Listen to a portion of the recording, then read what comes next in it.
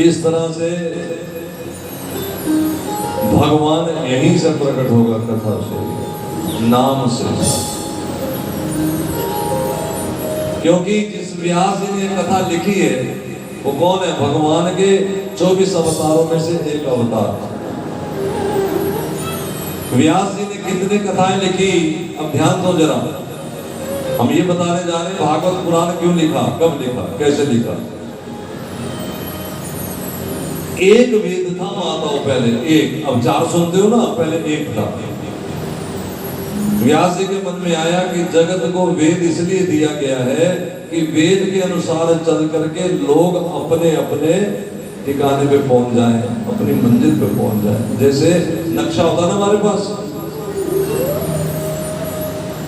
लेकिन एक वेद बड़ा कृष्ण भाषा में था, तो उन्होंने उस वेद के 4 भाग कर दिए, 4 वेद बना दिए। लेकिन व्यास जी के मन को शांति नहीं हुई, उनको लगा कि अभी जमाना इसको समझ नहीं सकेगा, अभी मुश्किल है थोड़ा सा।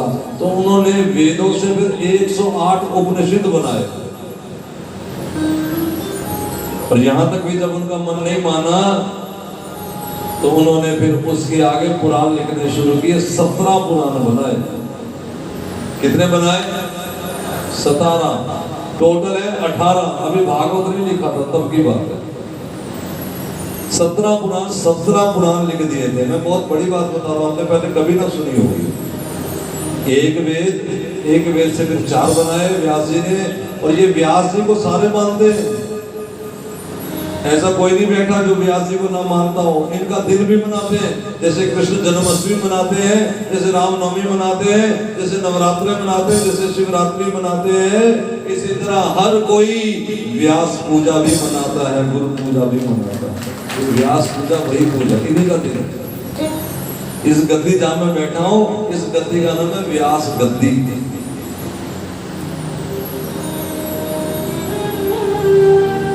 जो हमें भगवान की चर्चा सुनाए वो उसका नाम है व्यास। तो व्यास का ये निर्णय होता है मन में बात, उसे व्यास कहते हैं जिसके मन में प्यास है कि सुनने वालों को परमात्मा की प्यास लगा दे। मैं पहले भी कह चुका हूं, फिर कह रहा हूं, जब आप आए थे यहाँ, धर्म तो आपके पास पहले ही है। धर्म वाले तो आप हो, तभी तो यहाँ आए हो। यहाँ क्या बताया जाएगा? यहाँ धर्म नहीं बताया जाएगा मेरे बहन भाई, समझना चाहिए। धर्म तो आपके पास है, इसको बड़े गौर से सुन लेना। एक क्षण भी इधर गया तो फिर चूक जाओगे, क्योंकि अधर्म करना पाप है और धर्म करने से तुम्हें स्वर्ग की प्राप्ति होगी। लेकिन भागवत हमें धर्म नहीं सिखाएगी। ध्यान दे, भागवत क्या कहती है? भागवत कहती है भगवत कर्म करो, भगवत कर्म। ध्यान देना, कैसे करें भगवत कर्म? अगर माँ बाप की सेवा करेंगे तो धर्म होगा, और धर्म करने से स्वर्ग की प्राप्ति होगी। वो कुछ देर के लिए फिर आना पड़ेगा। लेकिन भागवत कहती है कि यदि माँ बाप को लक्ष्मी नारायण मान लोगे तो भगवत प्राप्ति हो जाएगी। ये कहती है भागवत। कहती है कि अपने पति को इंसान मान के पूजोगे तो तुम्हें स्वर्ग की प्राप्ति हो जाएगी, और यदि पति के अंदर परमेश्वर जोड़ दोगे तो तुम्हें श्री कृष्ण की प्राप्ति हो जाएगी।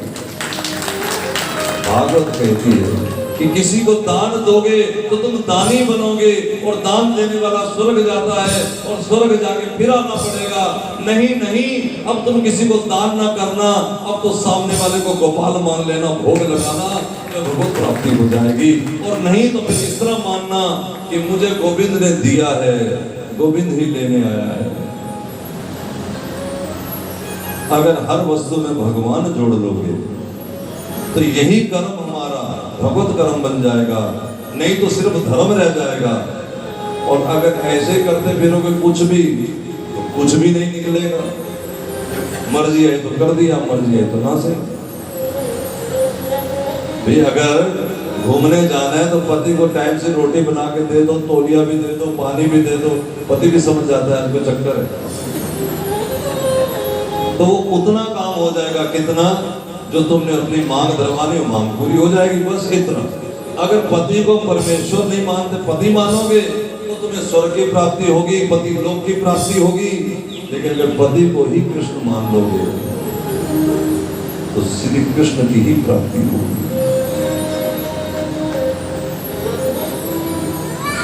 और कई माताएं कहती हैं महाराज हमने कृष्ण मानने की कोशिश की लेकिन ये तो बिगड़ जाते हैं। तो तुम क्या समझते कन्हैया सीधा साधा है? जरा ध्यान दो, हंसो नहीं। तुम क्या समझते कन्हैया बिल्कुल सीधा साधा है? इस जैसा टेढ़ा कोई भी नहीं है। सब कुछ लुटाया गोपियों ने, उनको भी रोता पड़ गया। अब ये भाई साहब पूछेंगे ये तो परमेश्वर में मान ले कि हम क्या करें? मैं बता चुका हूं, जो हमें मिले उसे गोविंद का रूप मान के उसकी सेवा करो। अपने माँ बाप को लक्ष्मी नारायण मान के सेवा करो। अपने गुरु को परमात्मा मान के सेवा करो। भागवत शिव परमात्मा है। हमारी बात नहीं मनती, हमें समझ नहीं है। जब भागवत अपने सामने समझो कि ठाकुर जी की फोटो होनी चाहिए, अरे भैया आपके होते बता किस फोटो की जरूरत है? बोलो ना मैं नहीं आऊंगा और आपको मेरी उपस्थिति की जरूरत है तब तो आप मेरी फोटो लगाओगे। जब मैं ही आ गया तो फोटो क्या करनी? अरे जहाँ भागवत स्वयं विराजमान है वहाँ किसी फोटो की जरूरत नहीं।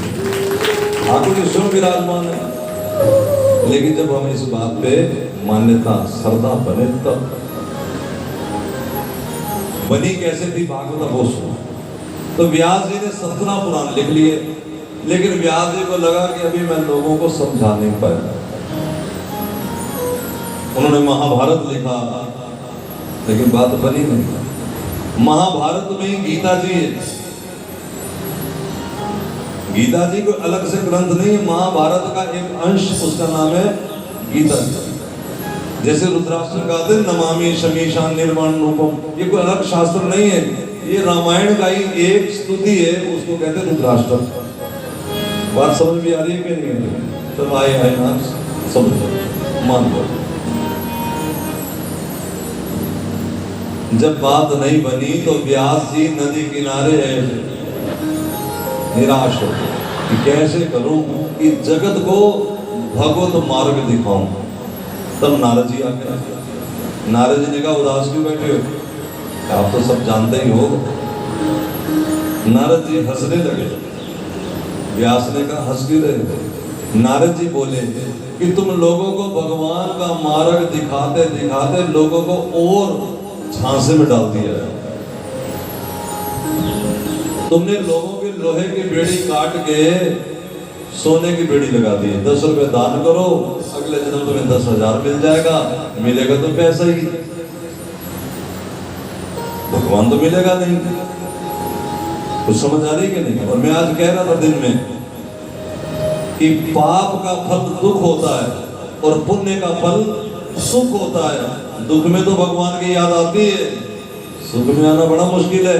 इसका मतलब ये निकला कि पाप से भी ज्यादा घातक कोई है तो पुण्य है। पुण्य हमें पुण्य नहीं करने, हमें भगवत कर्म करने हैं। बता चुका हूं पहले कैसे। आप दानी ना बनना कभी भी। दानी कौन है दुनिया में?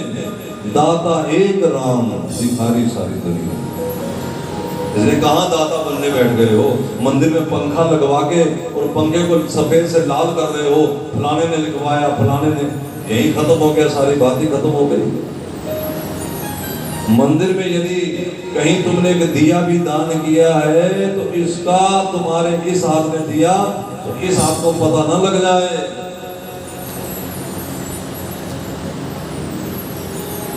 और ढिंडोरा पीट रहे हो।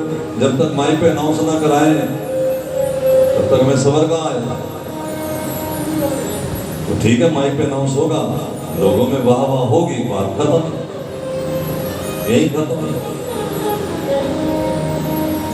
ना तो मैं दान कर कर अगले जन्मों में इसका कुछ घटना है। हमें तो जो मिला है प्रभु का आरती की याद रखनी है। तेरा तुझको अर्पण क्या लागे मेरा, स्वामी जय जय। याद रहेगा कि नहीं? ना ना तुम नहीं मानने वाले, मुझे पक्का पता है। मान जाओगे? शायद दुर्गा मंदिर वाले निराले हो दुनिया से, पक्का मान जाना, ठीक है? इसमें तुम्हारा देखो, रोटी खाओ और भगवान को भोग लाके प्रसाद खाओ, जमीन आसमान का अंतर है। रोटी खाने से पुण्य खत्म, लेकिन प्रसाद पाने से भगवत कर्म होता है, भगवान का आशीर्वाद जारी, पुण्य जो को त्यों पड़े। नारद जी ने समझाया कि तुमने लोगों को भगवान का मार्ग नहीं बताया, क्योंकि भगवान का मार्ग इस तरह से नहीं तय होना कि 10 दिए नदी में तैरा दोगे तो ये हो जाएगा, लाल रंग की माला पहन लोगे तो ये हो जाएगा, इस तरह नहीं। पोथी पढ़ पढ़ जग मुआ, पंडित ध्यान न कोई। कल चालीसा की बात की ना, धन धन धन पढ़ते जाते हैं। पंडित का मतलब होता है ज्ञानी, विद्वान, जानकार। ढाई आकर प्रेम के, परमात्मा से प्रेम कर लेते, अपनापन कर लेते, फिर हम निकम्मे भी चल जाएंगे। हाँ? भगवान श्री कृष्ण गीता जी में कहते हैं, अभी चेत सुदुराचारी भजते पाप धन्यवाद। तुम कितने बड़े पापी हो, दुराचारी हो, कोई बात नहीं, अगर तुम मेरे हो गए हो तो मैं तुम्हें क्या मानता हूँ, साधु है मंतव्य, मैं तुम्हें साधु मानूंगा। अब जब भगवान ने मान लिया, कोई माने ना माने, तो किसी ने कहा गुरु जी, प्रभु जी, ये है तो पापी, आप साधु कह रहे हैं, तो ये तो बड़ा काम खराब। भगवान बोले चिंता न करो, शिव भवती धर्मात्मा, मैं बनाऊंगा इसको धर्मात्मा। और जब भगवान बनाएंगे तो सामने वाले देखते ही रह जाएंगे, ये हुआ क्या। समझ में आया हो तो दोनों हाथ खड़े करके कहो ना, जय जय श्री राम। नारद जी ने बताया कि पिछले जन्म में मैं भी दासी पुत्र था। नारद जी, इनके घर में ब्राह्मण साधु आ गए, माँ ने सेवा में लगा दिया। घर में जब संगत आ जाती है तो फिर आज कोई बच्चा लग जाता ना सेवा में, तो नारद जी संतों के पास जाते, भागे भागे वस्त्र देने, भागे भागे भोजन देने। अच्छा, महात्माओं जब बात कर रहे हो तो बैठ जाते, क्योंकि महात्माओं के पास आप जाओगे ना, मैं शर्मा परिवार में बैठा, पूछ लो शर्मा जी 2 बार 3 बार हो गए मेरे पास, और कथा पूछते रहते, कल इसका जवाब क्या, इसका जवाब क्या, इसका जवाब क्या। क्योंकि महात्माओं के पास बैठोगे, जैसे हलवाई की दुकान पे बैठोगे, वो तुम्हें थोड़ी थोड़ी देर में चाय पिला देगा, क्योंकि उसकी यहाँ बंदी रहती है। और अगर 2 हलवाई लड़ भी पड़ेंगे आपस में, तो एक दूसरे पे लड्डू मारेंगे उठा उठा के, उनके सामने लड्डू पड़े। महात्मा जब बात करेंगे तो कथा ही सुनाएंगे। अब इनके पास आके बैठोगे ना, फिर थोड़ी थोड़ी देर में कथा सुना देंगे, नवी कथा, नवी कथा। ये मैं बता रहा हूँ, कथा सिर्फ ये नहीं होती 5 से 7 जो भी रखा है, सारा दिन ही कथा होती। जो कोई आते कथा, वो लड्डू लेके आते, हम कथा। तो नारद जी कथा सुन, अच्छा कथा सुनने से होता क्या है, कथा एक ऐसी जादू करनी है। तुम समझते हो कि शायद कोई ऐसी कथा एक राजा था, एक रानी थी।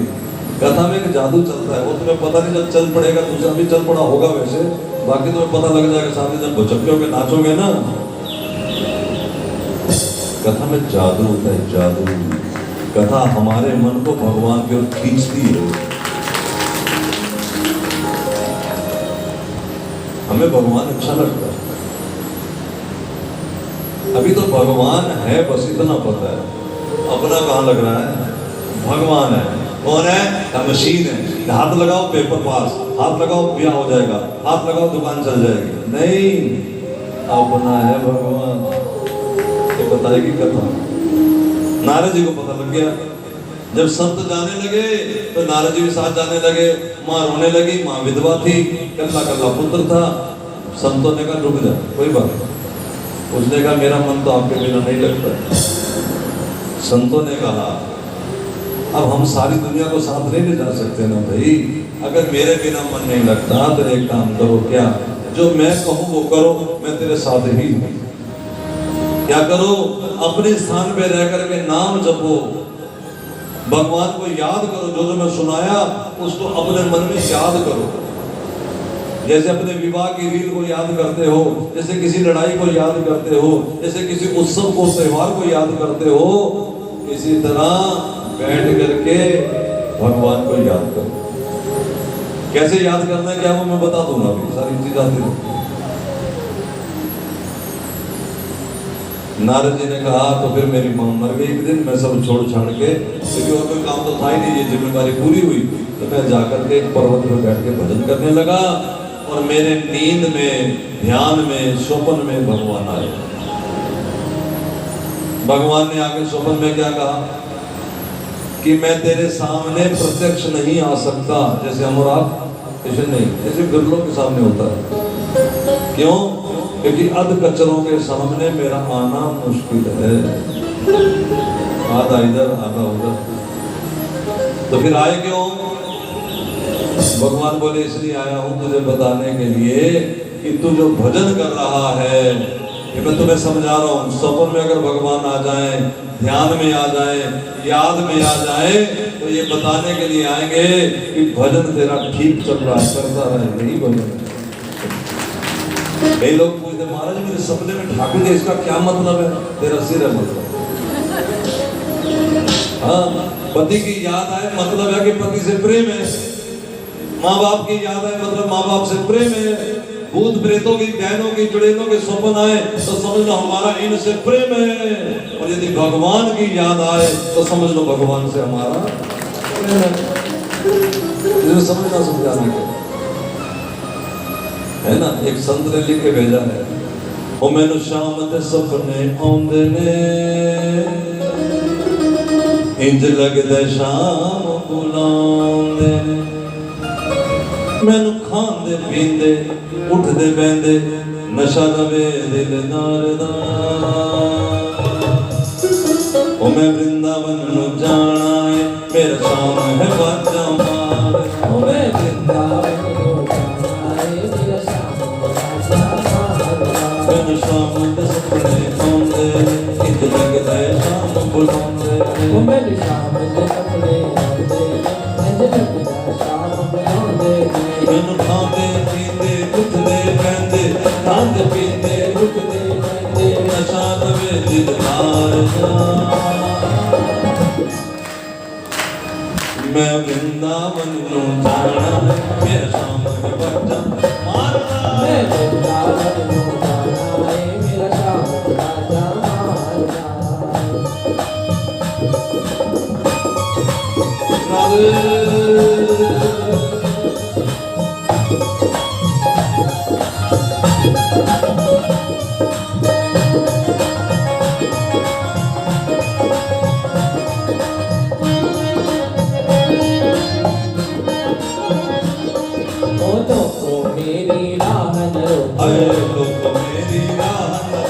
वृंदावन जानो ना रोको, वृंदावन जानो ना रोको, मेरी राह न रोको, मेरी राह न रोको। वृंदावन जानो ना रोको, वृंदावन जानो ना रोको। संता भगता नाल नजारा, संता भगता नाल नजारा, लिख लो दिलदार दा। मैं वृंदावन नो जय हो, मैं वृंदावन नो हरि हो, मैं वृंदावन नो जाना है, मेरा शाम बाजा मारना। मैं वृंदावन नो जाना है, मेरा ठाकुर बाजा मारना। मैं वृंदावन नो जाना है, मेरा। हाँ तैयार है ना? हाँ बोलो वृंदावन बिहारी लाल की। महाराज नारद जी ने बताया कि तुम भगवान की भक्ति का मार्ग बताओ, तुम लोगों को ये बताओ कि यदि तुम भगवान के हो जाते हो तो भगवान नंदा नाई की जगह नंदा नाई बन के राजा के तलवों की मालिश करने चला जाता है। तुम ये बताओ यदि सखू भाई भगवान को अपना माता पिता मानती है तो भगवान सखू भाई की जगह सखू भाई बन के उसके ससुराल वालों की चाकरी भी कर सकता है। यदि प्रहलाद पुकारता है तो भगवान खंबे से प्रकट भी हो सकता है। ये बताओ कि यदि धन्ना विश्वास कर लेता है कि मेरा भगवान मेरे साथ है तो पत्थर में से भगवान प्रकट भी हो सकता है। ये बताओ, आपको समझ लग रही है? दिए परवाने से, साथ दिए तैरवाने से क्या होगा? ज्यादा ज्यादा एक सुख आ जाएगा, एक सुख कोई अगर होगा तो। लेकिन भगवान का होने से मुरली वाला ही आ जाएगा। अच्छा किसमें बोलो, लाभ किसमें? रब कोलो नहीं मंगना। ध्यान से सुन लो, इस लाइन को लिख लो अपने मोबाइल पे, दिल की डायरी पे नोट कर लो। रब कोलो नहीं मंगना, रब नू मंगना है। भगवान से नहीं मांगना, भगवान को मांगना है। समझ आ गया? नारद जी चले गए तो व्यास जी ने तब लिखा है श्रीमद् भागवत पुराण। इसमें बताया है कि कैसे भगवान को अपना बनाया जाता है। ठीक, यहां तक क्लियर है? आगे बढ़े। अब बात यह है कि जिसने सुना ये भागवत मिली कैसे, कैसे मिलती है? ऐसे नहीं मिलती कि हम कोई आगे फटाफट। इसमें बड़े सारी कृपाएं जुड़ी होती है, हमारे बाप की, दादा की, हमारी माँ की, हमारे पिता की, पड़ोसी की, न जाने किस किस का आशीर्वाद जुड़ता है। जब आपने किसी को सड़क पार करवाई होगी ना, मान लो, तो उसने ये कहा आगे से, जा तेरा रब भला करे, जा तेरा भगवान कल्याण करे। अब जरा ध्यान देना, उसने अपनी सारी बात भगवान पे छोड़ दी। क्या कहा?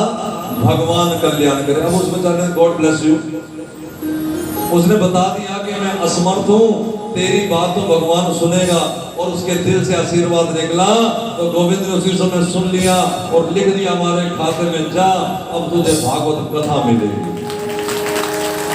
ये है सुनो कथा। आगे आएगी। परीक्षित, इसके बाप के बारे में, माँ के बारे में, दादा के बारे में, दादी के बारे में सब लिखा है कि परीक्षित को कैसे मिली कथा।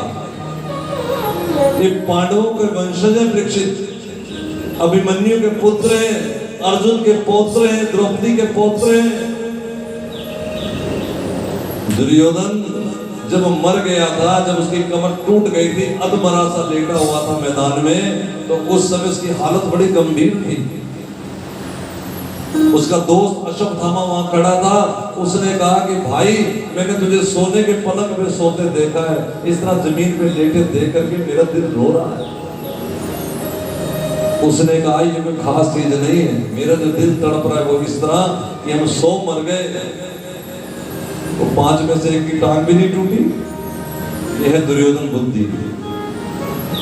अपनी तरफ नहीं देखना, उनका नुकसान हो जाए। लेकिन ये भूल गए हैं दोनों, अश्वत्थामा और दुर्योधन थे तो गुरु भाई भी, मित्र भी। ये भूल गए कि पांडव सिर्फ 5 नहीं है,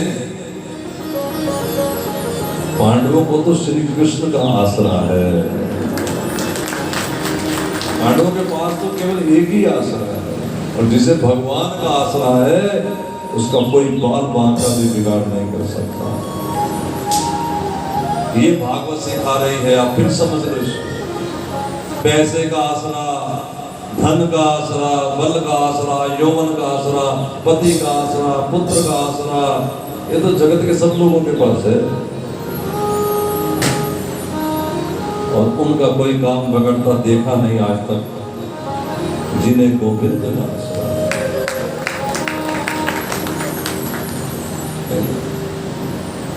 तेरे हाथों सौंप दी जिसने जीवन डोर, कभी बिगड़ती ना सुनी उसकी नंद किशोर। हमने तो सुना नहीं कभी आज तक। कभी तुमने सुना कि कोई साधु भूखा मर गया हो? महात्मा भूखा मर गए तो सुना? कहीं दुनिया में कोई खबर नहीं आई आज तक। सेठ तो कितने फांसी लगाते हमने सुने, आत्महत्या करते सुने, नींद की गोली खाते सुने। एक महात्मा की खबर बताओ। अच्छे वालों को छोड़ दो, अरे नकलियों को ही भगवान संभाल के रखता है, असली के तो कहना ही क्या है महाराज। आप परमात्मा के होके तो देखिए,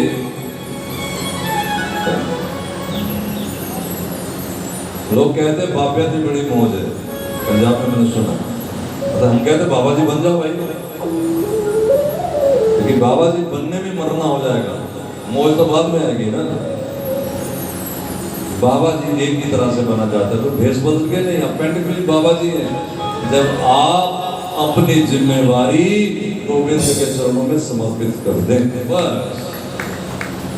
जब आप ये समझ आए, करण करावन आपे आप, करण करावन आपे आप, मानुष के कछ नाही हाथ, मानुष के नहीं पछतावा। बोलो हम करेंगे कि भगवान करेगा? पक्का याद रहेगा ना।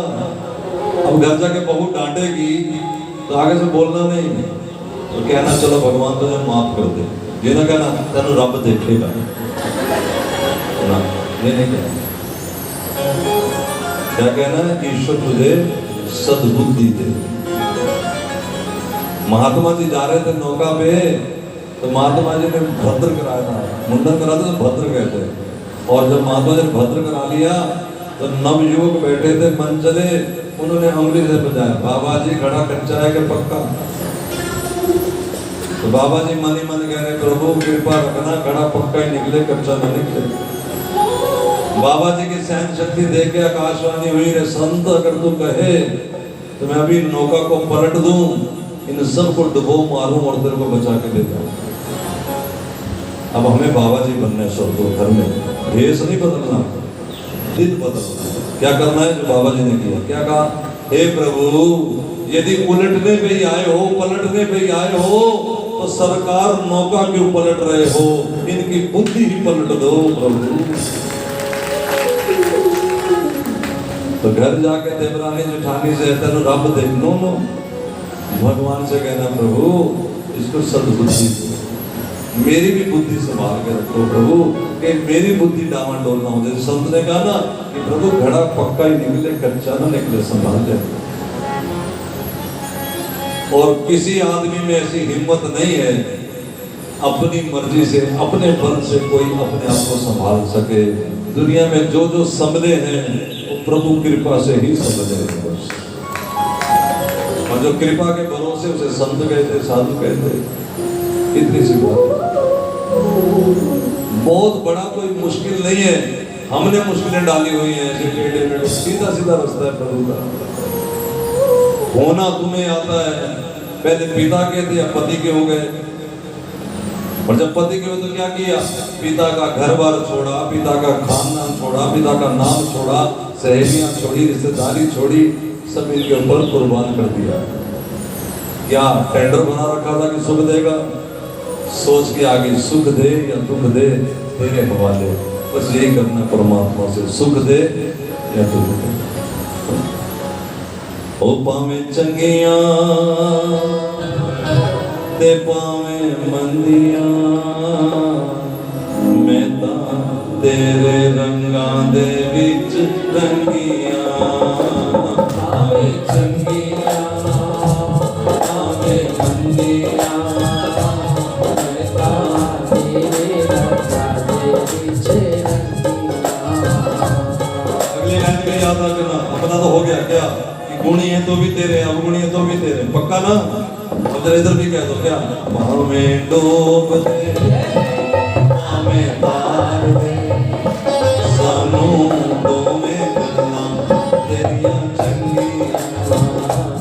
हमें डूब दे, हमें तार दे, सानू डोमे करना तेरिया चंगिया। ओ स्वामी चंगिया स्वामी मंदिया, मैं तेरे रंगा दे विच रंगिया। ओ पावे चंगिया पावे मंदिया, मैं तेरे रंगा दे विच रंगिया।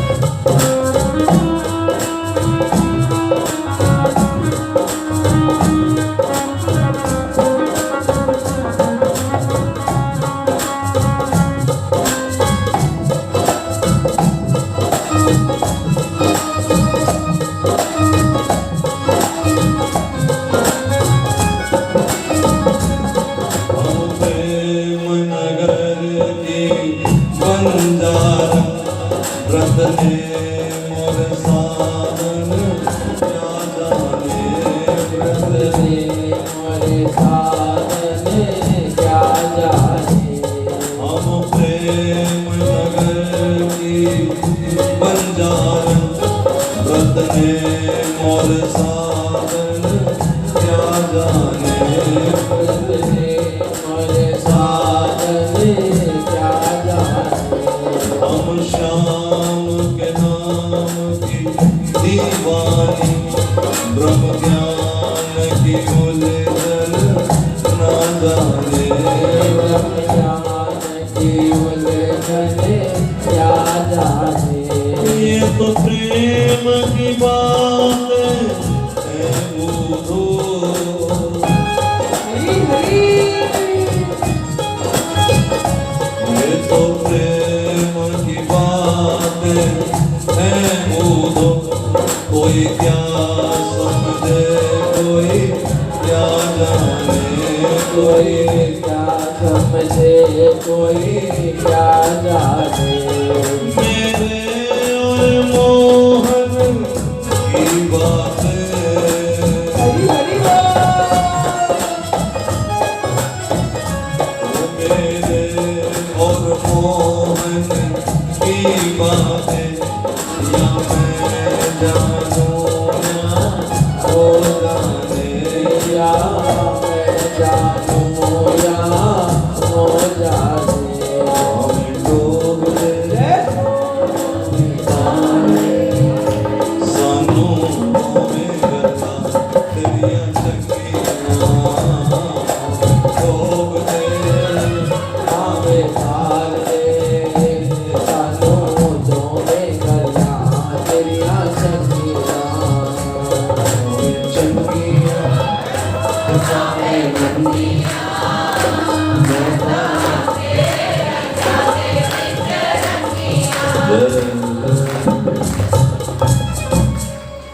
एक ही बात है, तू मेरा हो गया मैं तेरी हो गया, छुट्टी। दिल वट्टे दिल देना तो सौदा ही हो गया, कुछ नहीं करना है, कोई आटा चढ़ा के कुछ नहीं होना। वो आटा चढ़ाना इसलिए है कि पंडित अगर है मंदिर में तो ठीक है, क्योंकि हमें बताता है उसके जीवन यापन के लिए। हमें गोविंद ने दिया है तो उसमें से कुछ हिस्सा उसका, बाकी लंगर में तो तुम चढ़ाते तुम्हें पता ही है, 2-2 किलो चावल चढ़ाओ, 4-4 किलो ले जाओ। वो तो प्रीति भोज है ना, भंडारा तो वहां है जहां हम एक गिड़का ले बस, और उनको दे जिनको सच में जरूरत है। ये तो वो लोग खाते हैं जिनके घर में पूरा भरे पड़े भंडार। लेकिन आदमी की सबसे बड़ी कमजोरी ये है कि भले भंडार भरे हों, लेकिन जब मिल रहा हो तो छोड़ता नहीं। ये दानवीर करणी जो 2-2 बोरी आटा दान करके जाते, यही ले जाते हैं पूरा टोकरा भर के पूड़ियों का घर में, भले पूड़ियां वहां खराब हो जाए। और कोई बेचारा गरीब अगर 2 बार ले लेगा, फिर आ गया तू, बताओ ये बेचेगा जाके पूड़ियां? गरीब क्या करेगा? वो तो पानी में भिगो के दोबारा खा लेगा। इस चक्कर में तुम्हें क्या पता भी क्या। इसलिए भंडारा करो तो ऐसा करो कि जहां जिस जरूरतमंद को काम आए। प्रीति भोज भी करो, हम नहीं मना कर रहे, इकट्ठे बनाओ, इकट्ठे मिलके खाओ। वैसे प्रीति भोज कहते जो तुम लंगर कहते हो, प्रीति भोज मिलके खा लेते एक जगह, अपने अपने घर से लाओ और एक जगह बनाओ, फिर मिलके खाओ। ठीक है, अच्छी बात है, सुंदर बात है, लेकिन भंडारा नहीं है। ठीक है, समझ आए कि नहीं? बिल्कुल भंडारा वहां है जब जरूरतमंद के, फिर इस तरह खिलाओ कि गोविंद खा रहे हैं, दाता बन के ना खिलाओ। लेना तुमने लाभ है, याचक तुम हुए कि वो हुए,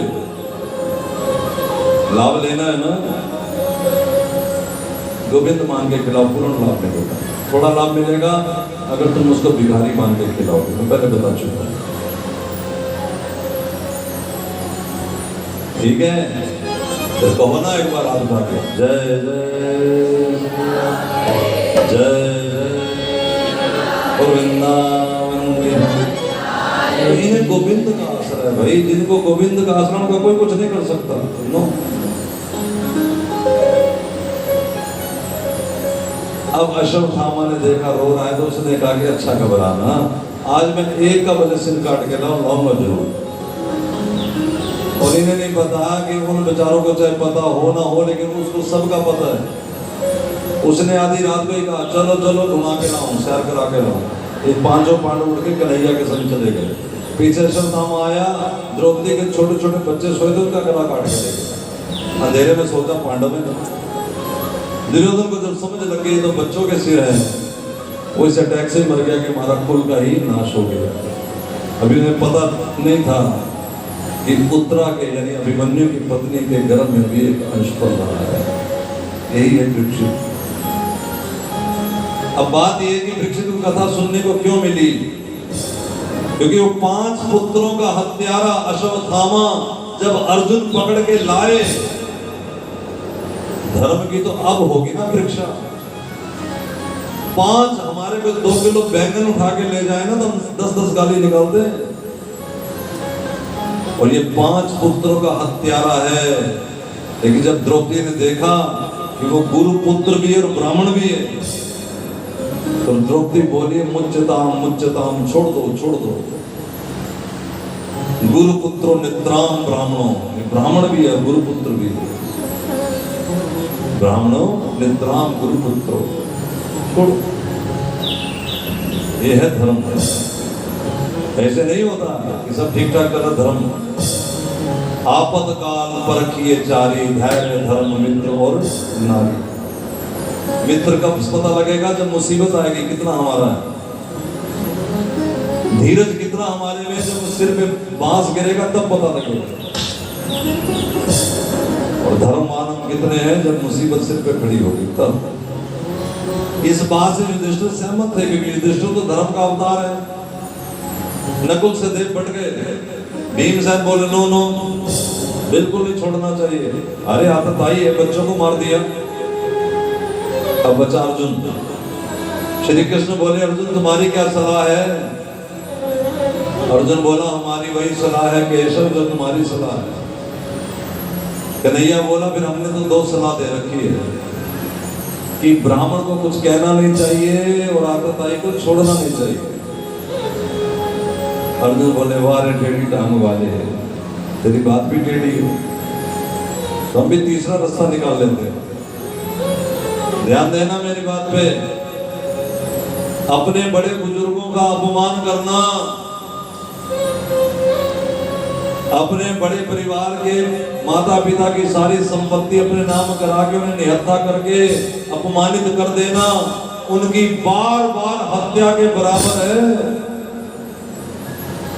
चाकू छुरी से तो एक बार ही कत्ल होगा, लेकिन रोज रोज अपमान के जहर के घूंट बनने पीने पड़ेंगे, उनकी बार बार हत्या होगी। तो एक का बात मानोगे मेरी कि नहीं? मान लोगे तो कृपया थोड़ा थोड़ा आगे हो जाओ।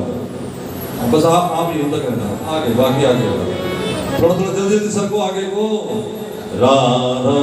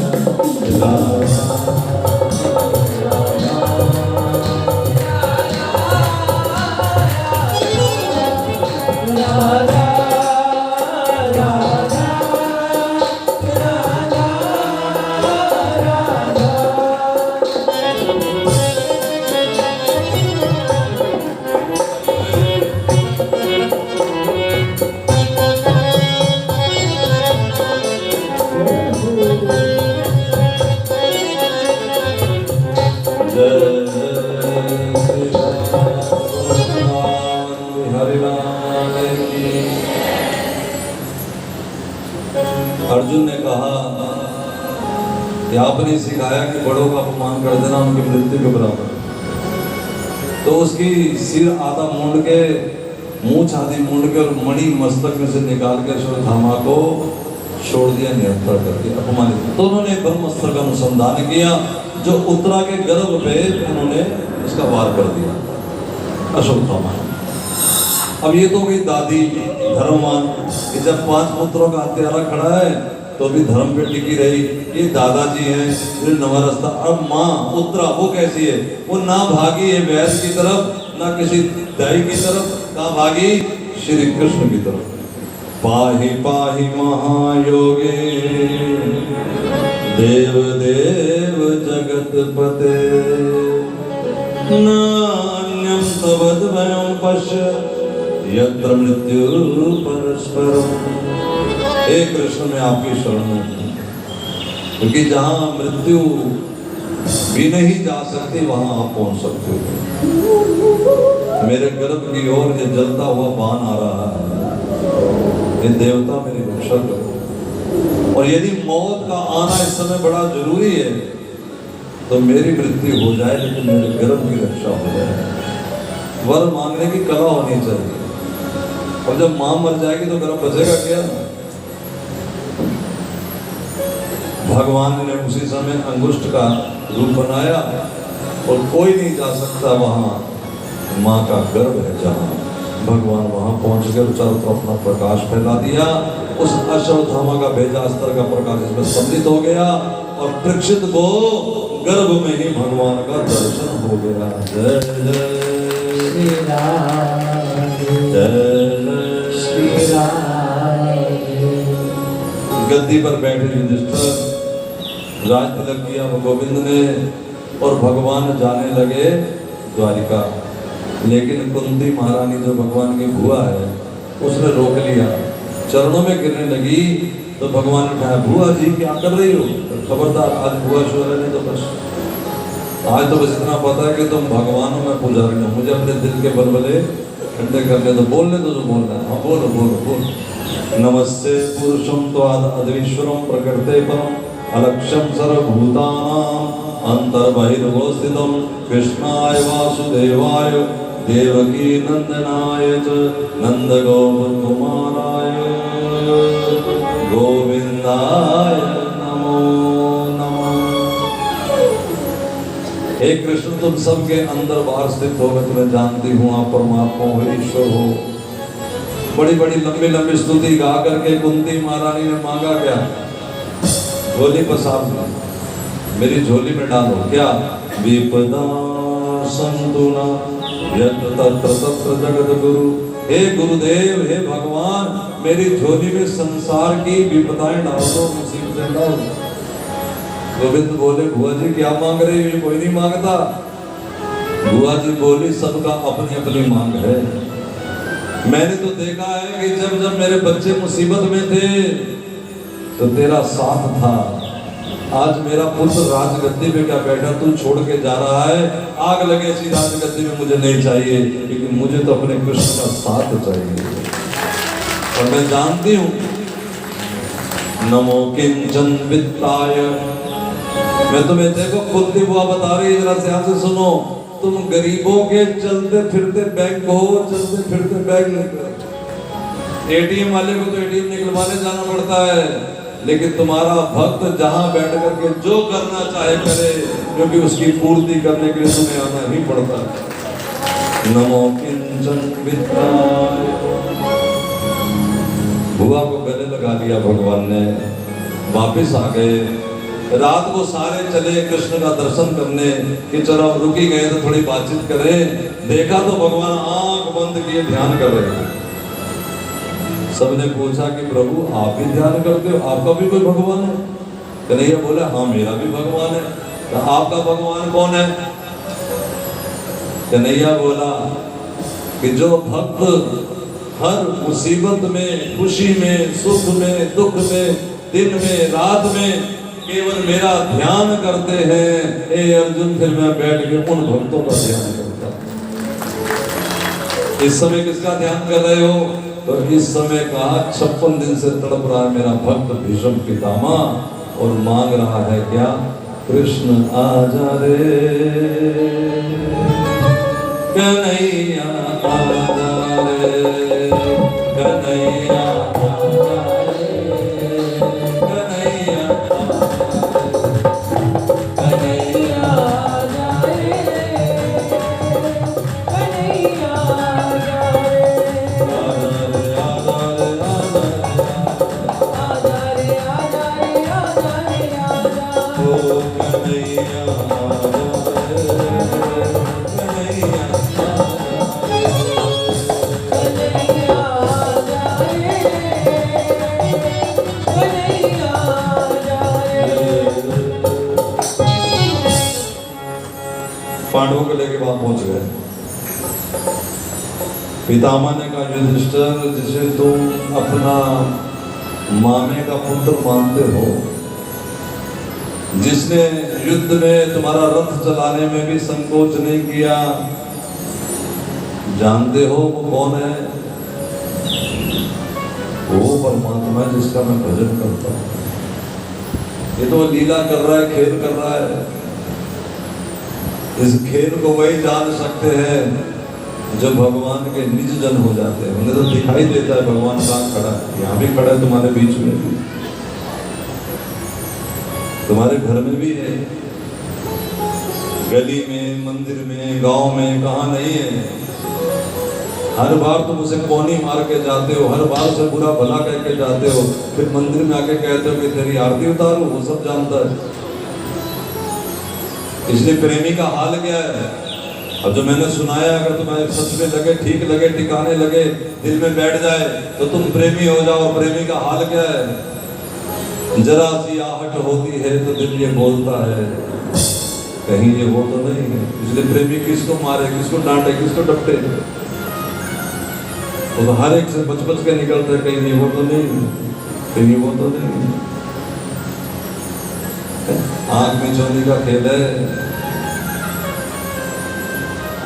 अगर अपना पुत्र छुपा हो, पौत्र छुपा हो, तो कोई अग्नि लेके नहीं जाता कि उसे चोट ना लग जाए। भगवान को ढूंढना तो इन्हीं में कहीं भगवान छिपा बैठा है। लेकिन जरा विचार से कि ये ना हो कि उसको चोट लग जाए। वो कहाँ है? कन्हैया पीछे से निकल के आया, प्रभु मैं यही हूं। भगवान बोले मैंने आपसे वायदा किया था, मैं कहां चला जाता, मैं तो आपकी सेवा में खड़ा हूं।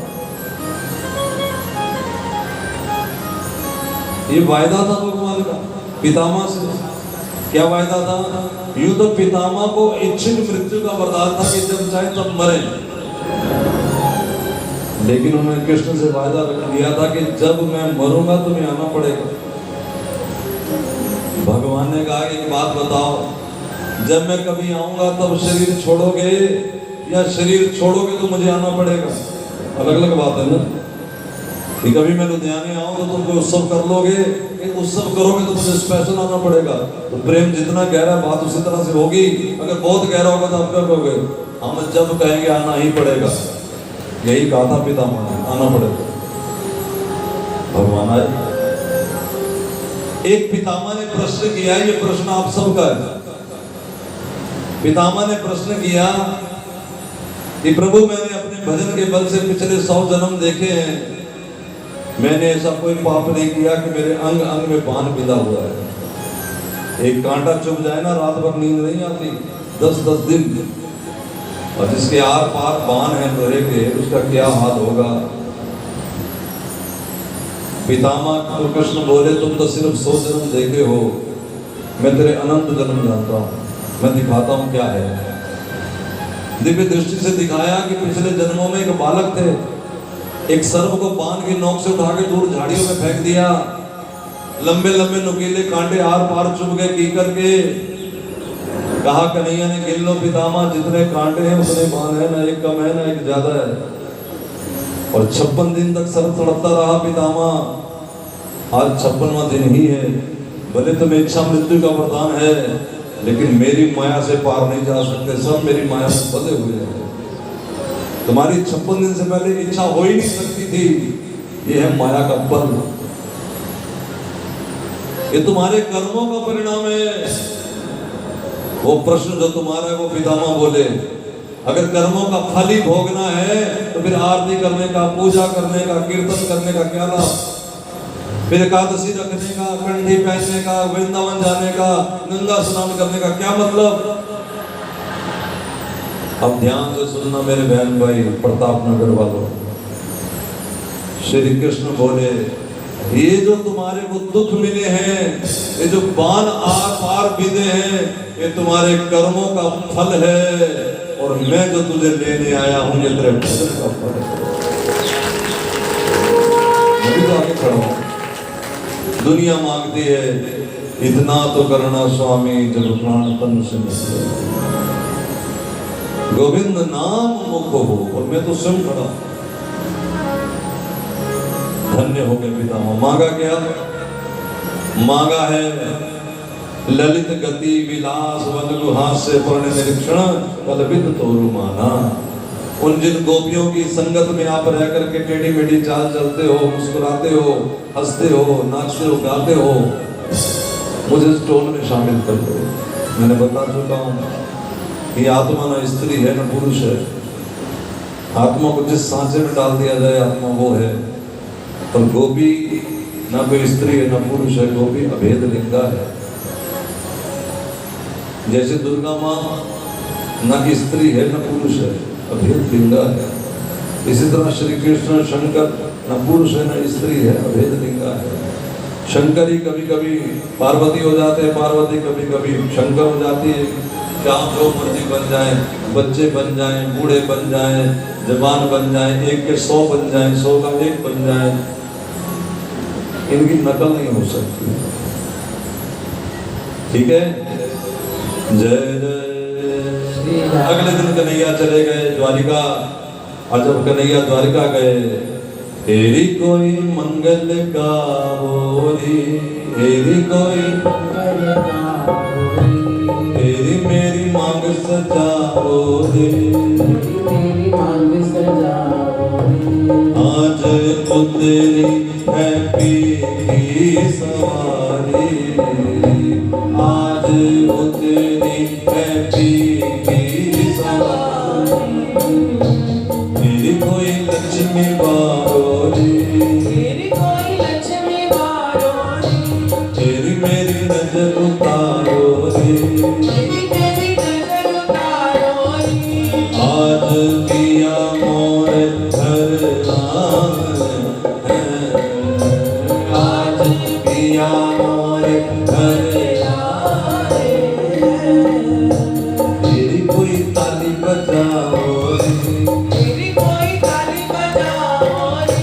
तेरी कोई मंगल गाओरी, तेरी कोई मंगल गाओरी। आज तेरी है पीर सवारी, आज तेरी है पीर की सवारी। धूमधाम से महाराज पूरा नगर सजाया गया, पताका लगाए गए, बंधनवार सजाए गए, जगह जगह नर्तकियां नृत्य दिखा रहे हैं। गोविंद आए हैं द्वारिका में। जय जय श्री राधे। बोलो द्वारिकाधीश भगवान की जय।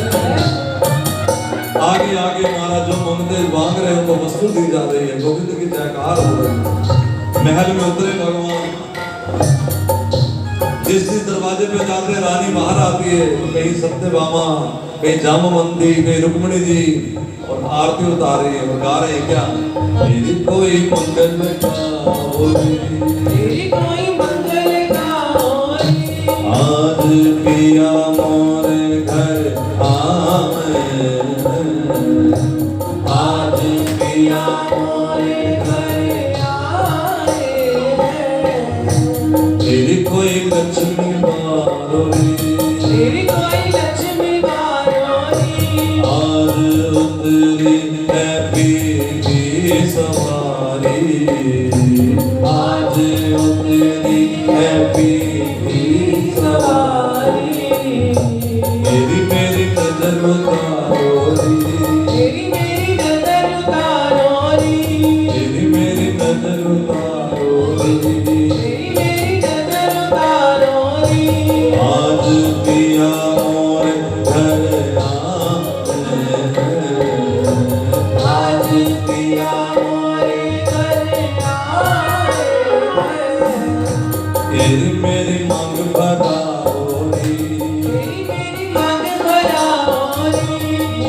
काला टीका लगाओ री, मोहे काला टीका लगाओ री। आज उतरी है पीर की सवारी, आज उतरी है पीर की सवारी।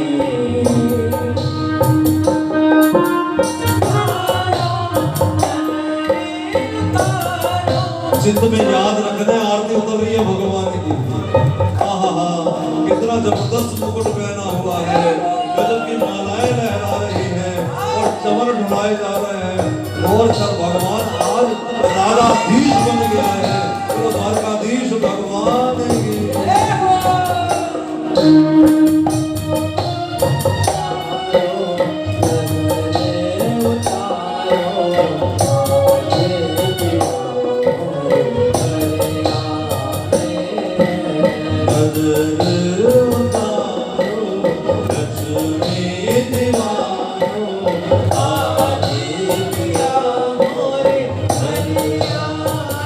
तुम्हारे भी घर मंदिर में, दिल के मंदिर में अगर भगवान आए तो दोनों हाथ का द्वारकाधीश भगवान की जय हो।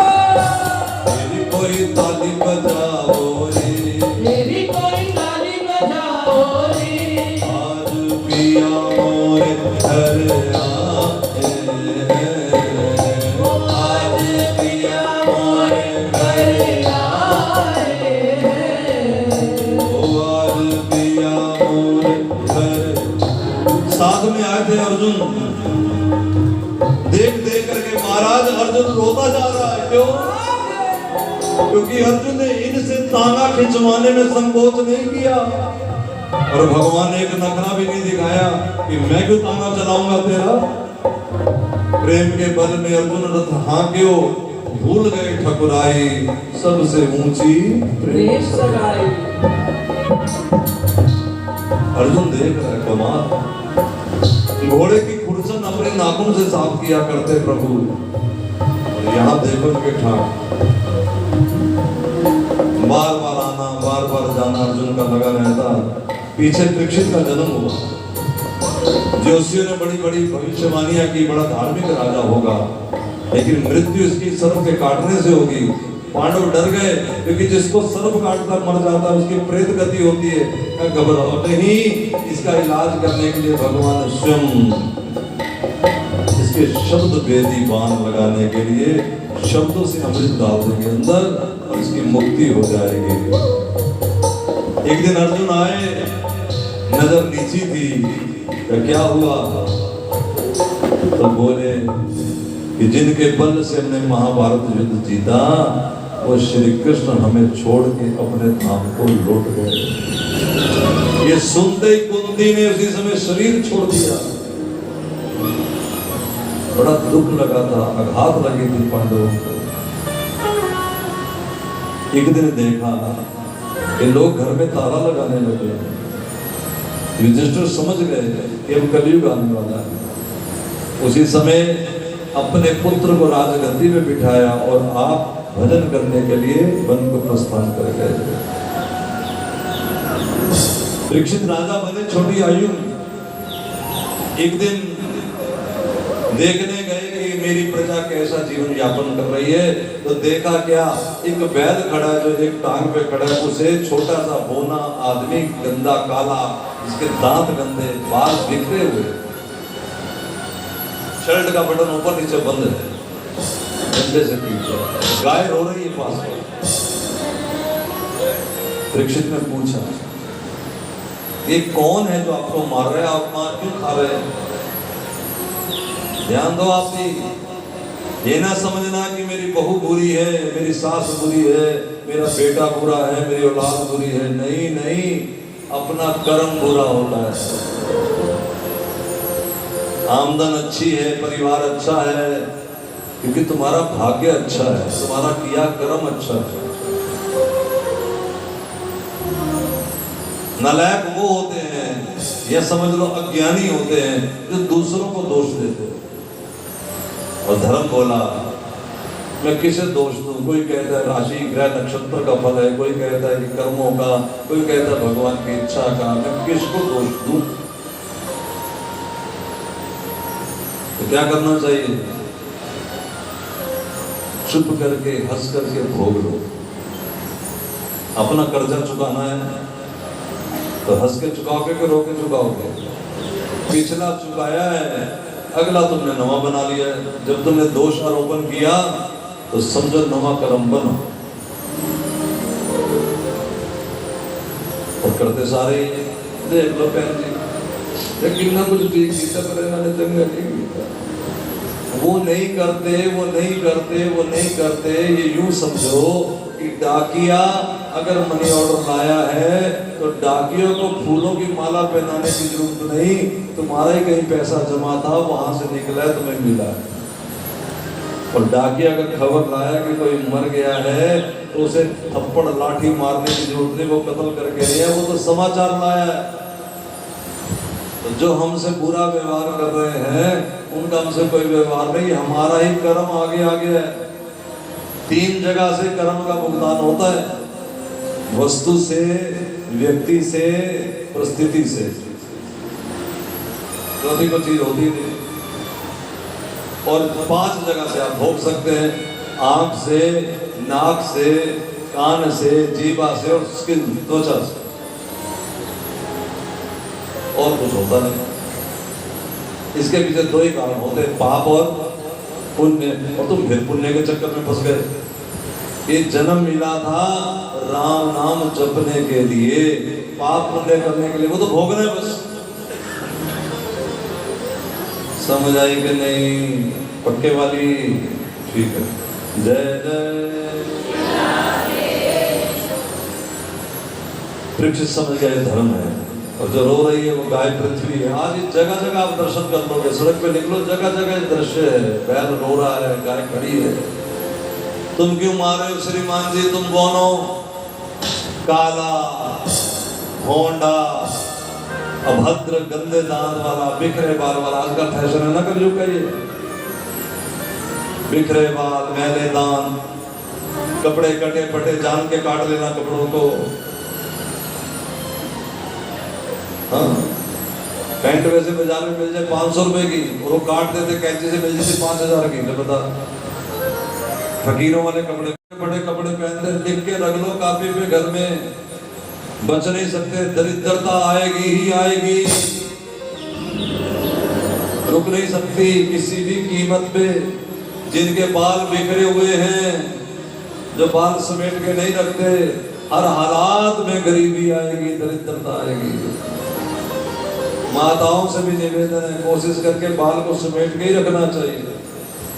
बाकी आपकी जिंदगी जो मर्जी करो। रात को रसोई में जूठे बर्तन छोड़ के सोओगे, दरिद्रता आएगी ही आएगी। और पंजाबियों को तो मजा ही नहीं आता जब तक बेड में बैठ के ना खाएं। लाख डाइनिंग टेबल ले आओ, जब तक थाली रख के ना खाए, आए हाय कहानी ना आए। और इनका सुच्चा बना भी बड़ा जबरदस्त है। वो थाली रख लेते हैं, उसमें दही रखा है, सब्जी रखी है, दाल रखी है, रोटी रखी है, दही नहीं खाया। अब दही नहीं खाया तो कहते ले जा सुच्चा है। ये सुच्चा रह गया, थाली झूठी, सारा झूठा। कहते सुच्चा है, और वो भी बड़ी मारा ठुमती आई और गया फ्रिज में रखी, फ्रिज झूठा। और फिर वो फ्रिज से दूध निकाला, रसोई में चाय में डाला, रसोई झूठी, महाराज खाओ, उसी की मरो। हम तो डूबेंगे सनम। एक महात्मा नहीं बचा जो संसारियों के यहाँ खाता है, क्या करें परे। पहले महात्मा अपना बनाते थे, लोगों ने वो भी चोटियां मार मार के देसी घी खाते, देसी घी। चलो आप बना लो, कुल मिला के थोड़ा परहेज करो। और जो अपनी रखी हुई ना बड़ी सुंदर खड़ाऊं, उसे जरा दरवाजे के बाहर ही रखा करो। बाहर गली में जो पहन के जाता है, बाहर पता नहीं कहाँ कहाँ क्या क्या गंद गिरा हुआ, उसके ऊपर चप्पल इसलिए कि तुम्हारे शरीर में गंदगी ना लगे, इसलिए नहीं कि गंदगी लेके घर के अंदर घुस जाओ। तो दहलीज के बाहर इस चप्पल को उतारो, बाकी मर्जी है, क्या कर सकते। जिन दिनों धर्म आया हो माताओं को रसोई में नहीं जाना चाहिए, पर माताएं भले सारा महीना न जाए उस दिन जरूर जाती है। कसम खा रखी इन्होंने, इन्हें पता है कि उस दिन अगर पापड़ को हाथ लगा दे पापड़ काले, अचार को हाथ लगा दे अचार खराब, तो सोचती है कि पति का दिमाग क्यों ना खराब हो, बंद करो। बेटे का दिमाग खराब करो, फिर कहेंगे बाबा जरा दिमाग ठीक करो, कृपा तेरी हो तो भाई हम क्या करें। थोड़ा सा जरूर किया परहेज, इलाज से परहेज बेहतर होता है। ठीक है,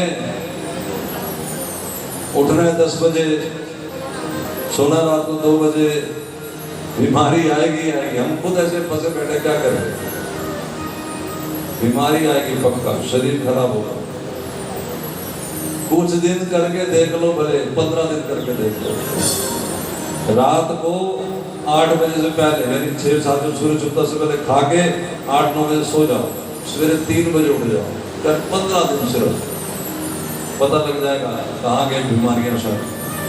कुछ नहीं करना, उनको छोड़ना करना नहीं, उठना है बस, बाहर हवा में जाना है, चाहे छत पे बैठ जाओ, सैर भी जरूरी नहीं। चलो जी, ये कलयुग की निशानी है।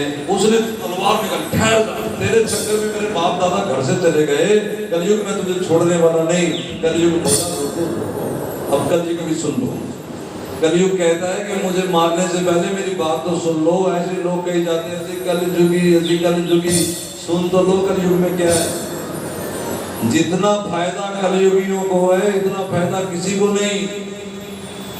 हाँ, कृतयुग ध्याय तो त्रेता युग यज्ञ नाम द्वापर प्रजापति ये चले याम कलयुग केशव कीर्तनाथ। कलयुग कहता है राजा, सतयुग में ध्यान करने से जो नहीं मिलता था, त्रेता में करोड़ों करोड़ों रुपए यजन करने से जो नहीं मिलता था, द्वापर में भगवान की पूजा सेवा करने से जो नहीं मिलता था, वो कलयुग में केवल राम राम कृष्ण कृष्ण गाने से मिल जाएगा।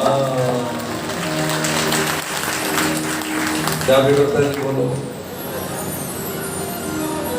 अब इस चक्कर में ना पड़ जाना, मैं राम बोलूं कि श्याम बोलूं, कुछ एक बोलो जो तुम्हें अच्छा लगे। कोई कहे राम सोना, कोई कहे श्याम सोना, कोई कहे राम सोना, कोई कहे श्याम सोना, कोई कहे राम सोना, कोई कहे श्याम सोना, कोई कहे राम सोना, कोई कहे श्याम सोना। है तुम्हारा नाम सोना, है तुम्हारा नाम सोना, है तुम्हारा नाम सोना, है तुम्हारा नाम सोना। कोई कहे राम सोना, कोई कहे श्याम सोना, कोई कहे राम सोना, कोई कहे श्याम सोना। है तुम्हारा नाम सोना, है तुम्हारा नाम सोना, है तुम्हारा नाम सोना, है तुम्हारा नाम कोई कहे राम सोना, कोई कहे श्याम सोना, कोई कहे राम सोना, कोई कहे श्याम सोना।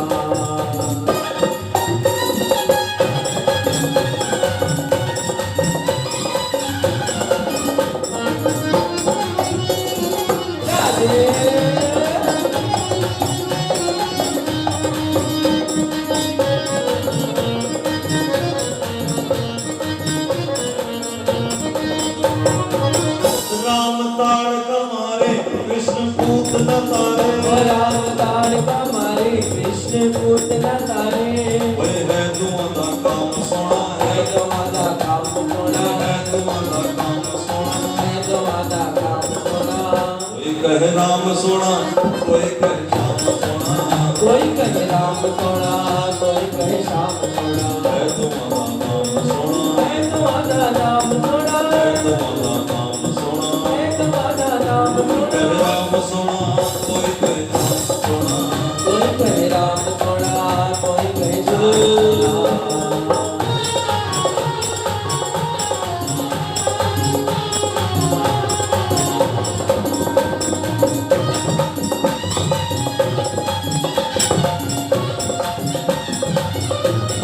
हरी हरी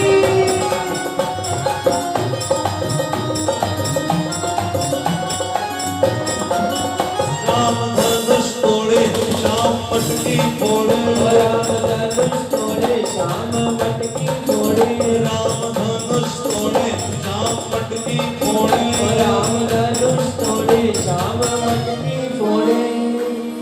है दुआ दा काम सोना, है दुआ दा काम सोना, है दुआ दा काम सोना, है दुआ दा काम सोना।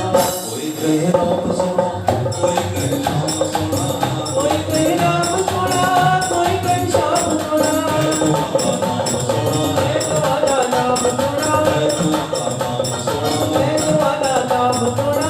कोई कहे राम सोना, कोई कहे श्याम सोना, कोई कहे राम सोना, कोई कहे श्याम सोना।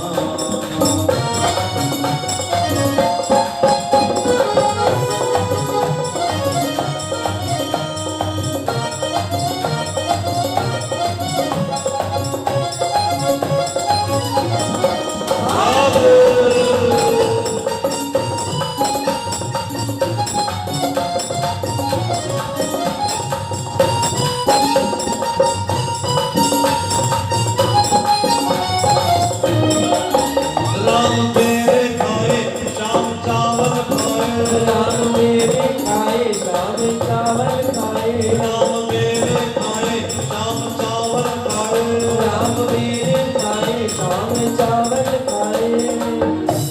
ओए है दुआ दा काम सोना, है दुआ दा काम सोना, काम सोना, है दुआ दा काम सोना। कोई कहे राम सोना, कोई कहे श्याम सोना, कोई कहे राम सोना, कोई कहे श्याम सोना। है दुआ दा नाम सोना, है दुआ दा नाम सोना, है दुआ दा नाम सोना। है दुआ दा नाम सोना। राम रावण मारे श्याम कंस मारे, राम रावण मारे श्याम कंस मारे। ओए है दुआ दा काम सोना, है दुआ दा काम सोना, है दुआ दा काम सोना। है दुआ दा काम सोना। कोई कहे राम सोना, कोई कहे श्याम सोना, कोई कहे राम सोना, कोई कहे श्याम सोना। मेरा है राम सोना, मेरा है श्याम सोना, मेरा है राम सोना, मेरा है श्याम सोना। दुआ दा नाम सोना, दुआ दा नाम सोना, है दुआ दा नाम सोना, दुआ दा नाम सोना। बोल वृंदावन। बिहारी लाल की तो ठीक है, अगर तुम्हारे अंदर इतना गुण है तो तुम्हें माफ किया, लेकिन तुम मेरे राज्य से बाहर जाओ, चलो यहाँ से। कलयुग ने कहा मैं कहाँ जाऊँ, सब जगह तुम्हारा ही राज्य है, सीधी सीधी जगह बताओ, वहाँ बैठो, बैठ जाऊंगा। तो ठीक है, जहाँ शराब पीते हैं वहाँ बैठो, एक, जहाँ जुआ खेलते वहाँ बैठो, दो, जहाँ हिंसा होती हो, गर्भ हत्या वहाँ बैठो, चौथा व्याभिचार, पर स्त्री पर पुरुष वहाँ बैठो। कलयुग बोला मान लिया मेरे तरफ गुण है, एक अच्छा गुण भी तो है, अच्छी जगह भी तो दो। तो ठीक है, सोने में जाकर बैठ जाओ, स्वर्ण में। तो ठीक है, घर गए, अलमारी खोली, पुराने राजाओं का जीता हुआ स्वर्ण का मुकुट निकाला, जैसे माथे पे धरा, कलयुग आगे टैक्सी सवार हो गया। अब जिसके सिर पे कलयुग सवार है उसकी पहचान, सारी दुनिया अच्छी लगेगी, महात्मा ही अच्छे नहीं लगेंगे। बस पता है सामने वाला 2 नंबर का काम करता है, शराब पीता है, मांस खाता है, भाई साहब बस काटे बिना तो मेरा दिल ही नहीं लगता। और उधर से संत ने कहते राम राम कहते हुए जीव पर लकवा लग जाएगा। देखे गया आश्रम में गुरु जी के, गुरु जी ध्यान कर रहे थे। अरे गुरु जी के आश्रम में गए हो, तुम्हें घंटा 2 घंटा 10 घंटा इंतजार करना पड़े तो तकलीफ क्या? वो कोई बाहर मटर गश्ती तो करने गया नहीं, अंदर बैठा भजन ही कर रहा होगा, भजन करके निकलेगा तब जो आशीर्वाद देगा वो तो तुरंत फलीभूत हो जाएगा, हमारा लाभ ही है। लेकिन कलयुग इंतजार कहाँ करने देता है, नहीं तो इंतजार कर सकते सी, हाँ मरा हुआ सब गले में डालता है। कोई नहीं अंदर सी जो सी आंदे सी ना पहना, कोई नहीं अंदर सी, कोई नहीं पूछता सी ना, मैं ही आई हूँ बस विक्टोरिया नंबर 203। ये जो अपने दिमाग से इस फितूर को निकालो, हमने उनको गुरु बनाया, हुआ यू तुम दोनों बनाने वाले, कर कृपा अपनायो, गुरु कृपा करके हमें अपनाता है। जिन्होंने गुरु बनाया होता उन्हें कुछ मिलता भी नहीं, उन्हें क्यों मिले? गुरु हम बनाएंगे कि गुरु हमें अपनाएंगे? गुरु के दरवाजे जाके कहना चाहिए कि हमें भी अपना लो। हमें भी अपना करो, कुछ बात हमारे हृदय में भी अपना करोगे तो आ ही जाएगी। जैसे पिता यानी पुरुष स्त्री के गर्भ में बिंदु छोड़ता है, उससे सृष्टि उत्पन्न होती है। गुरु अपने शिष्य के हृदय में शब्द छोड़ता है तो भगवती भक्ति उत्पन्न होती है। शब्द की चोट करता है। बिंदु का नाता होता है दुनियादारी, पुत्र उसका पुत्र, उसका पुत्र, उसका पुत्र, और शब्द का नाता होता है गुरु का, शब्द जो बोला जा रहा है। जब पता लगा गुरु के शिष्य को तो उसने श्राप दे दिया कि आज से 7वें दिन वृक्ष को आकर के पक्षक काट खाएगा। गुरु जी ने जाके बता दिया मेरे बेटे ने श्राप दे दिया, कोई चलाया करो अपना। तो क्या करूं गुरु जी? तो छोड़ राजगद्दी, जाके बैठ जा कहीं, भगवान की याद कर। अपने पुत्र जन्मेजय को राजगद्दी दी और गंगा किनारे जाके परीक्षित बैठ गए।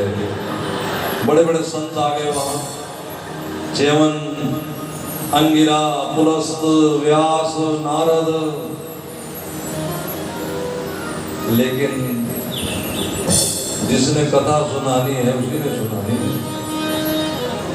बड़े बड़े ढूंढे लेकिन सारे चुप बैठे, और वो भी बैठे जिन्होंने कथा लिखी है, व्यास। अंत में आए सुखदेव जी महाराज। सुखदेव जी महाराज कैसे आए? कोई चिन्ह नहीं। और एक दृष्टांत बड़ा सुंदर यहाँ लिखा है भागवत में कि छोटे बच्चे उनको पत्थर मार रहे थे। ये दृष्टांत है। इसका मतलब है कि अज्ञानी हमेशा ताना ही मारेगा। पता कहाँ लगेगा आपके भजन की वैल्यू कहाँ पड़ेगी? ज्ञानियों की सभा। लोग थोड़े तुम्हें कहेंगे, तुम माला लेकर निकलोगे, लोग तो कहेंगे नो सच में खा के फिर उनका तो रटा रटा डर रहा है। तो महात्मा कहेंगे आप बने तुम काबिल, अब हुई तुम्हारी तरक्की। लेकिन जब ज्ञानियों की सभा में आए सुखदेव जी महाराज तो सब खड़े होकर उनका सम्मान किया, तिलक किया, पूजा की, आरती की। अब सुखदेव जी का पूजन होगा। जो जजमान है आज के वो 10 मिनट के लिए यहाँ आ जाओ। कौन है?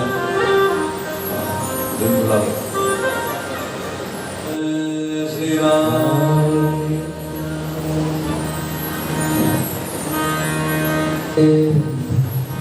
होली लाल की जय। तू ना पढ़ना साडी बात असां रुल जाना सी, फिर किधर न मिलदी था असां रुल जाना सी। तू ना पढ़ना साडी बात असां रुल जाना सी, फिर किधर न मिलदी था असां रुल जाना।